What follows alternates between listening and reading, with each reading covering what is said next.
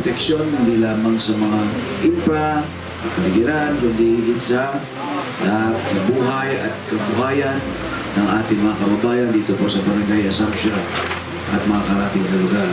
Tawa po ito'y magsilbing paalaala na ang bawat tagumpay ng ating lalawigan ay higit pa sa pagkilala ng mga parangal. Ito po ay nagiging mga proyekto at serbisyong tunay na naramdaman ng bawat Bulakenyo. Sa pamamagitan ng proyektong ito, masisiguro natin ang mas matibay na proteksyon ng ating mga tahanan, kabuhayan at higit sa lahat sa ating mga buhay. Naway magsilbing inspirasyon ang proyektong ito upang patuloy tayong magtulungan para sa kaunlaran at kaligtasan ng ating komunidad.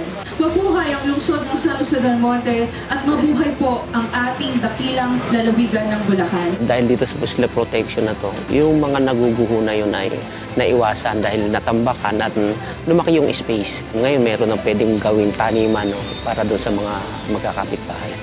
Salamat po sa provincial government, kay Gov at saka kay Vice. Malaking bagay sa amin to na sana ay magamit ng maayos. Aalagaan namin to para magtagal. Maraming salamat. Ang araw na ito ay higit pa sa isang simpleng pagpapasinayan. Ito po ay sandali ng kaginhawaan, kapanatagan at panibagong pag-asa para sa ating komunidad. Ang suliraning ito ay tinutugunan ng isang konkretong hakbang ng pamahalaan na nagsisilbing panangga laban sa panganib. Muli, maraming salamat po sa inyong lahat and congratulations, Gov, for the success of this project.